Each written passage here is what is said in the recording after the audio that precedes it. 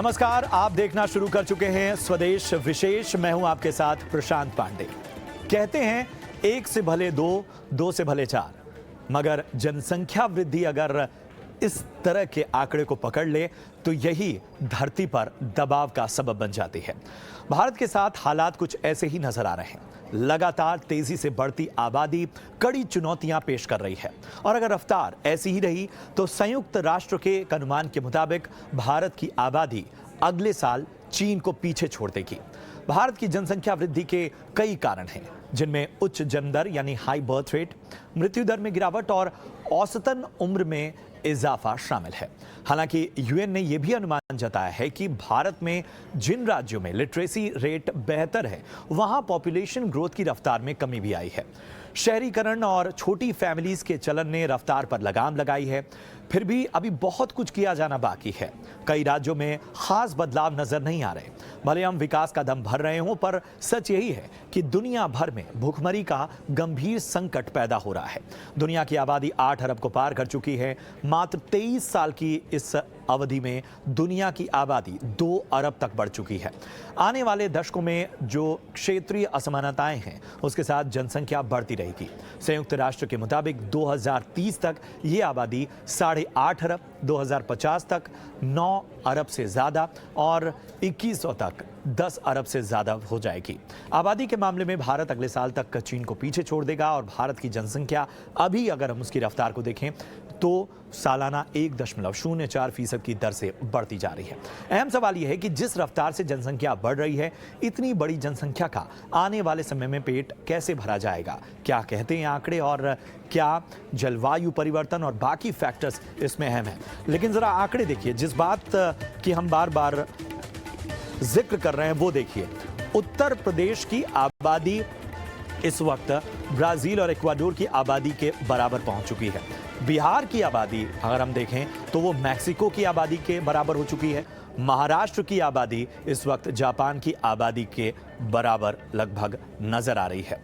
ये आंकड़े वाकई चिंताजनक है। पश्चिम बंगाल की आबादी इजिप्ट की आबादी के करीब पहुंच चुकी है। मध्य प्रदेश की आबादी तुर्की की आबादी के करीब है, तो तमिलनाडु की आबादी जर्मनी की आबादी के करीब पहुंच चुकी है। वहीं राजस्थान को देखें तो राजस्थान की आबादी यूक्रेन और पोलैंड दोनों को मिला दें तो वहां की आबादी के करीब है। इसके अलावा गुजरात को देखें तो ये थाईलैंड की आबादी के करीब है और कर्नाटक जैसा राज्य यूके यूनाइटेड किंगडम की आबादी के इसकी मैच कर रहा है और ये बड़ा सवाल है। और इस पर खास चर्चा के लिए हमारे साथ बहुत ही खास पैनल इस वक्त मौजूद है और उनके ज़रिए हम तमाम जो बातें हैं और इसको डिकोड करने की कोशिश करेंगे। हमारे साथ हैं जाने माने इकोनॉमिस्ट अतुल जोशी साहब, जो कि एमडी और सीईओ हैं ओस्टर कैपिटल के। अतुल जी, बहुत बहुत स्वागत आपका। इसके साथ ही प्रवीण कुमार पाठक हैं, एसोसिएट प्रोफेसर जामिया मिलिया इस्लामिया से।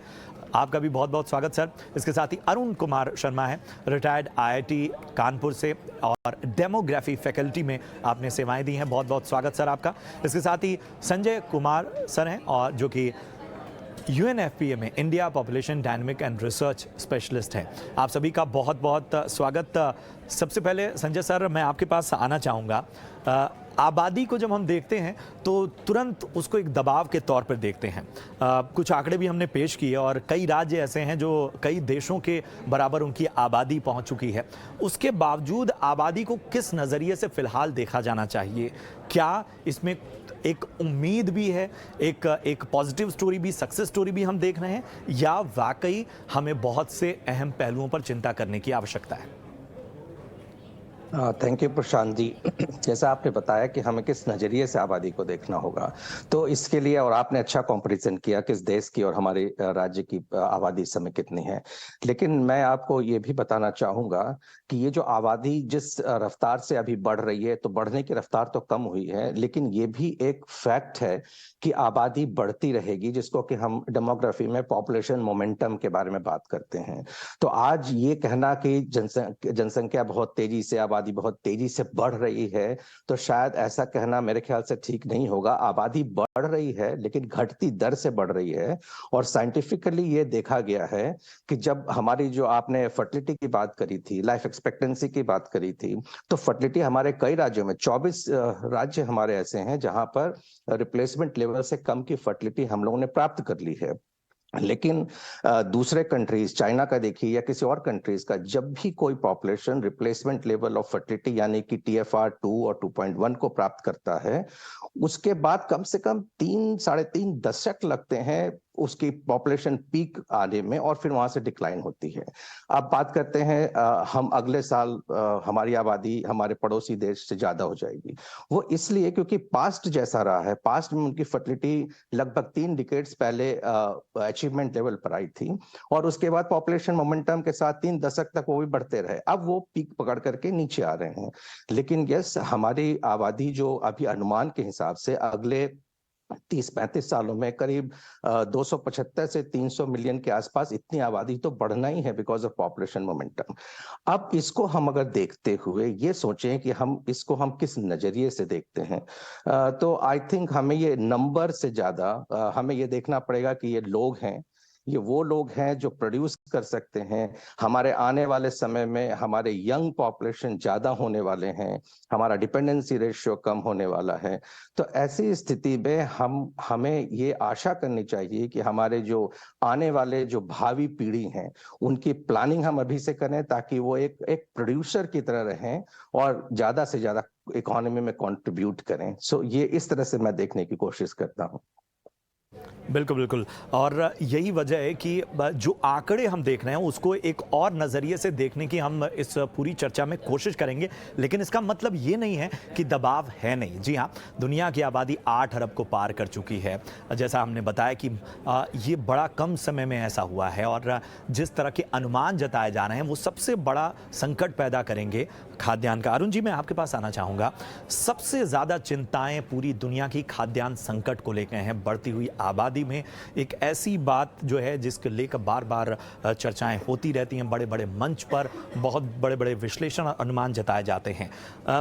इन चिंताओं को अगर हम भारत के नज़रिए से देखें तो हमारी तैयारी और हमारा इनको देखने का नज़रिया, इसमें किस तरह की अप्रोच आपको नज़र आ रही है? सर,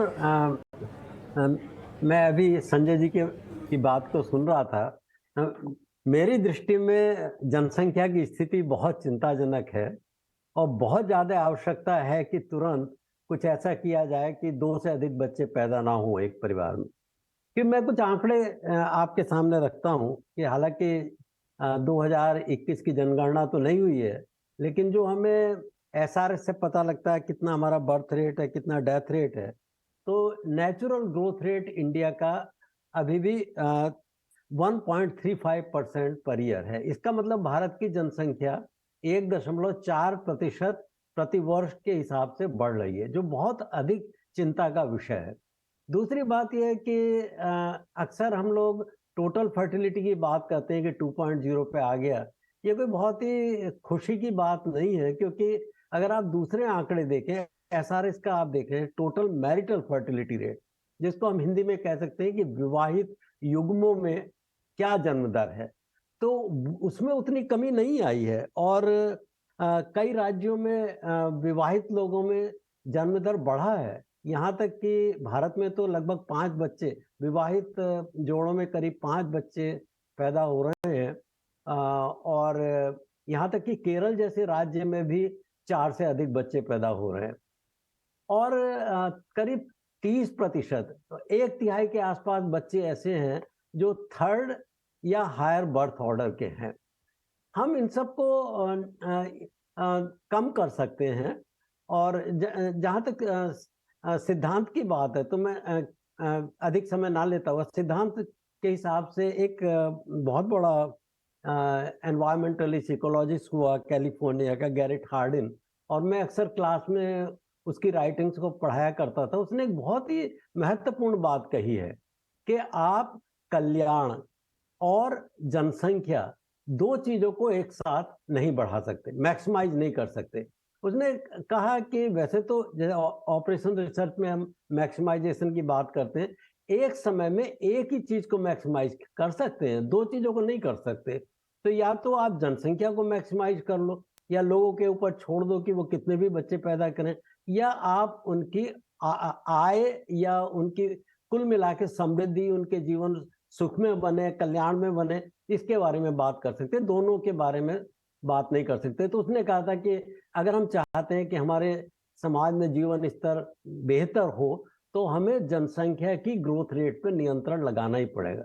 अभी बहुत रिलीजियस डिफरेंसेस हैं, हर एक स्टेट में एक ही पैटर्न रिलीजियस डिफरेंसेस का आपको मिलता है। और जो ये अगर कहा जाए कि आने वाले समय में ये जो डेमोग्राफिक मोमेंटम है ये चला जाएगा, लेकिन ये भी तो सही है ना कि अगर आज हम नियंत्रण लगा देंगे, 2 से अधिक बच्चे पैदा ना हो, इसके लिए पेरेंट्स को डिस्करेज करें, तो हम लोग इस स्टेबल पॉपुलेशन, स्टेशनरी पॉपुलेशन को जल्दी उपलब्ध कर सकते हैं। तो उसी बात की आवश्यकता है। और मेरा क्या, अगर समय होगा तो मैं अपनी बात और विस्तार से रखूंगा, पर संक्षेप में मैं यही कहना चाहता हूं। बिल्कुल बिल्कुल बिल्कुल बिल्कुल, हम इस पर और विश्लेषण करने की कोशिश करेंगे। अरुण सर, मैं आपके पास आना चाहूँगा। जिस तरह का कंट्रीब्यूशन है भारत का विश्व की जनसंख्या में और भूभाग के लिहाज से जिस तरह से हम देख रहे हैं, उन सब के बीच में बार बार चिंताएं जो हैं वो खाद्यान्न संकट की ओर इशारा कर रही हैं। मैं बहुत स्पेसिफिक होकर बार बार अपने गेस्ट के पास इस सवाल को लेकर इसलिए आ रहा हूँ क्योंकि इसको लेकर बहुत जो एक क्लियर अप्रोच है उसके बारे में बात नहीं होती। फिर भी आप लोग आकलन करते होंगे, स्टडीज करते होंगे, इस अप्रोच को समझने की कोशिश करते होंगे, किस तरह से देखते हैं? अक्सर ये कहा जाता है कि हमारे पास धरती का करीब 2% भूभाग है। बहुत पहले 1976 में जब डॉक्टर करण सिंह ने अपने पॉपुलेशन पॉलिसी स्टेटमेंट लिखा था, तभी उन्होंने ये बात कही थी कि हमारे पास करीब 2% भूभाग है धरती का और हमारी जनसंख्या 17% के करीब है। अभी तो और 17 से अधिक ये रेशियो जो है ये 17 से बढ़ के 18 की तरफ चला गया होगा। तो स्पष्ट है कि हमारा देश इतनी अधिक जनसंख्या को वहन नहीं कर सकता। और दूसरी बात ये खाली जनसंख्या की बात नहीं, अगर हम मान लो सोमालिया या और ऐसे गरीब देशों के स्तर पे जीना चाहें, उसके लिए तैयार हों, तो ठीक है, हम अपनी जनसंख्या और भी बढ़ा सकते हैं।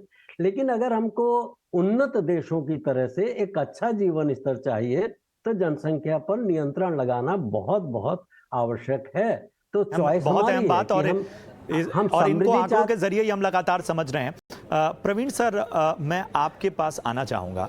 जिस तरह से बार बार चर्चा हो रही है कि एक पॉजिटिव एस्पेक्ट भी देखना पड़ेगा हमको जनसंख्या का, आप किस नज़रिए से देखते हैं? क्या वाकई जिन चिंताओं की ओर पूरा विश्व और तमाम स्टडीज़ आकर ध्यान खींच रही हैं, उन चिंताओं की ओर हमें देखना होगा या वाकई हमें एक उम्मीद की स्टोरी और इस सक्सेस स्टोरी में बिलीव करना होगा?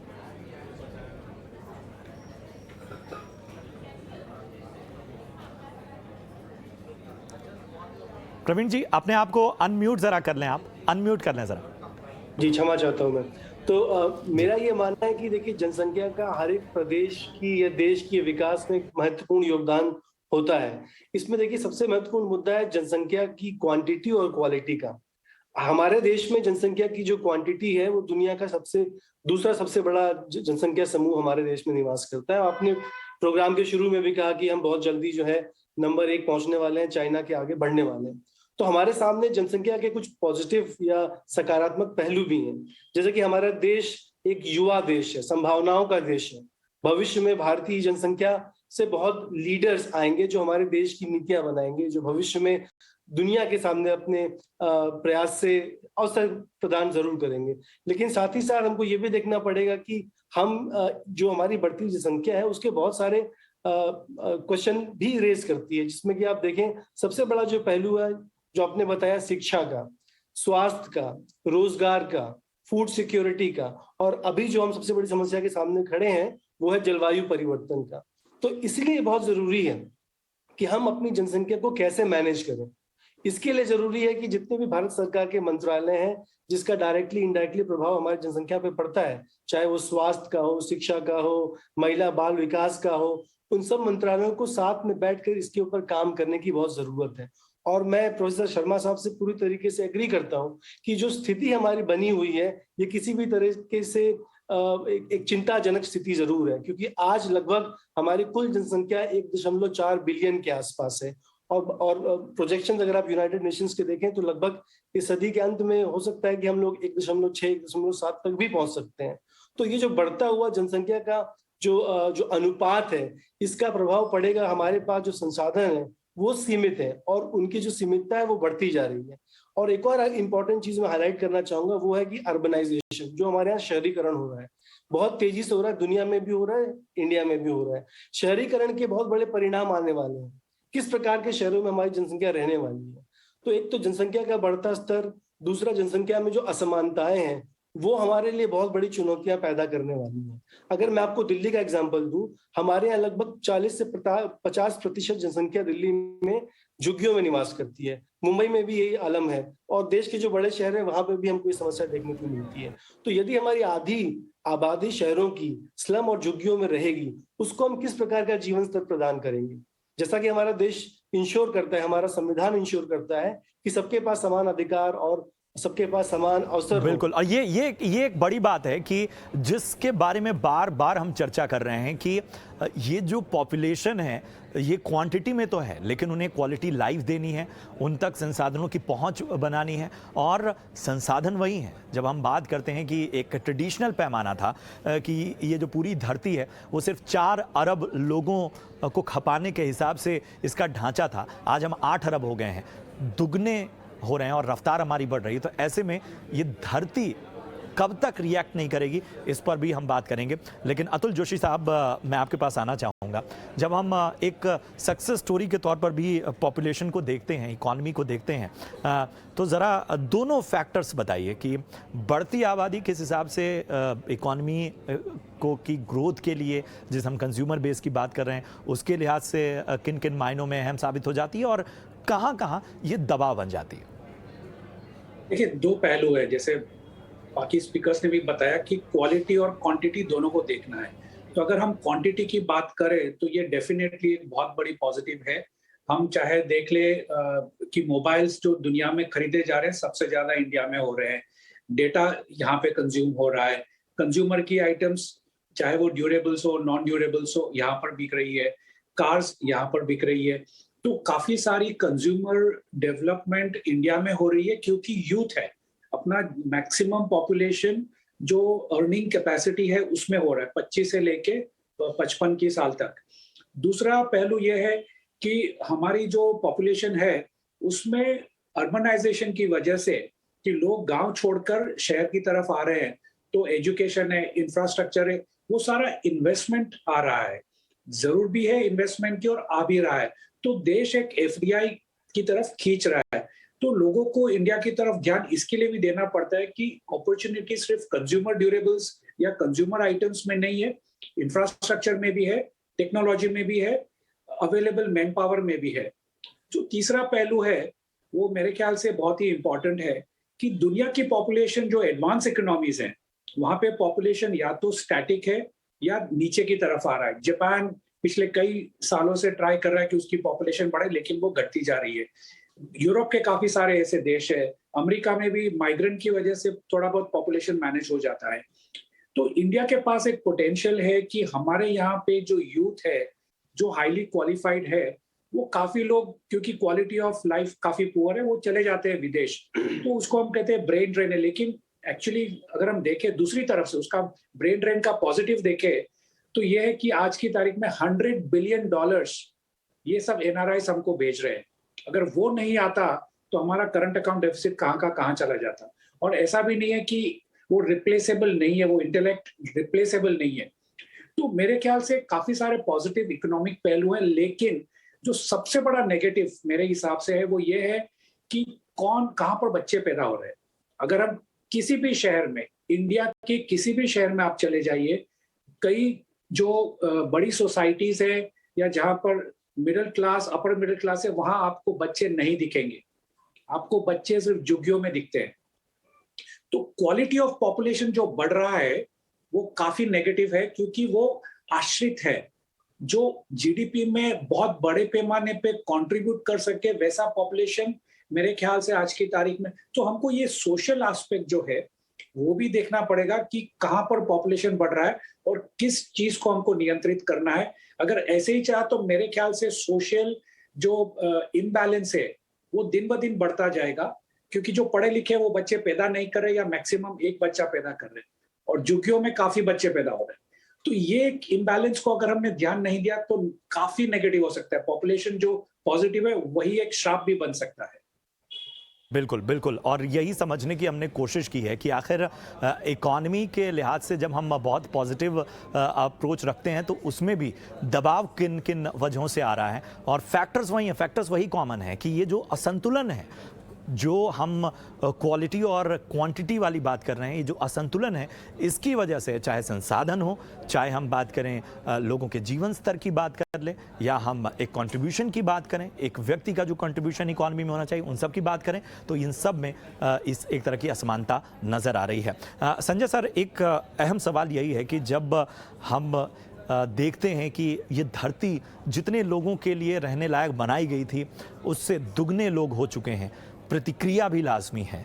जलवायु परिवर्तन, संसाधनों की कमी, संसाधनों पर एक तरह का दबाव, और इसके साथ ही जो एक गुणवत्ता है, क्वालिटी लाइफ की जिसकी बात की जा रही है, और ख़ासतौर पे शहरी आबादी में हम देख रहे हैं, मुंबई के बारे में कहा जा रहा है कि यहाँ से भी एक तरह का एक इतना दबाव हो गया है कि बहुत सारे लोग जिनके पास ऑप्शन है वो किसी और शहर में शिफ्ट होना पसंद कर रहे हैं। दिल्ली के बारे में भी कहा जा रहा है, वहाँ जिस तरह से पॉल्यूशन और बाकी चीज़ें सामने आई हैं उसमें बहुत सारे ऐसे प्रोफेशनल्स हैं जिन्होंने एक शिफ्टिंग अप्रोच अपनाया है। कोरोना ने उन्हें मौका भी दिया है। इसको कैसे दें? ये प्रतिक्रिया तो एकदम अब नज़र आने लगी है, ये तुरंत सामने आ रही।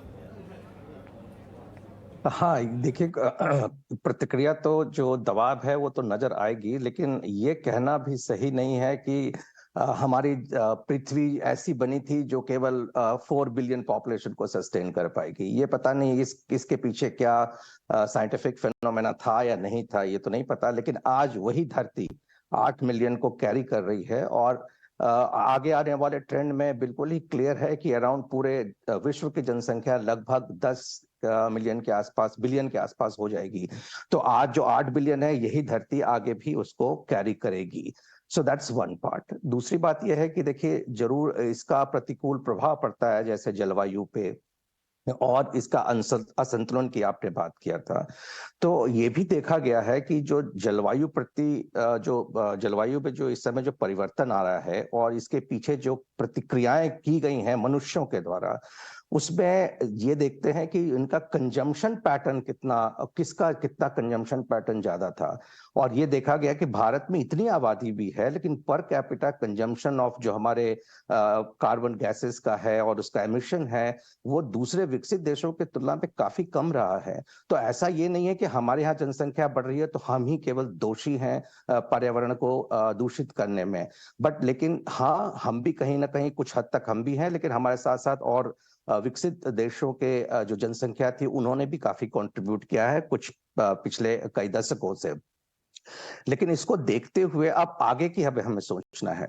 हमारे पास ये क्लियर है कि अगर आप किसी राज्य की बात करें तो आज कितनी जनसंख्या है, अगले आने वाले 5, 10, 15, 20 साल में कितनी जनसंख्या होगी, इसी तरह देश की कितनी होगी ना। अब हम बात करते हैं जो थोड़ा पॉजिटिव, उसमें अगर आप ये अभी से कोशिश करें इस असंतुलन को कम करने के लिए, तो अभी हमारे कुछ और साथियों ने बताया था कि सोशियो इकोनॉमिक कास्ट में हमारी फर्टिलिटी में डिफरेंसेस हैं।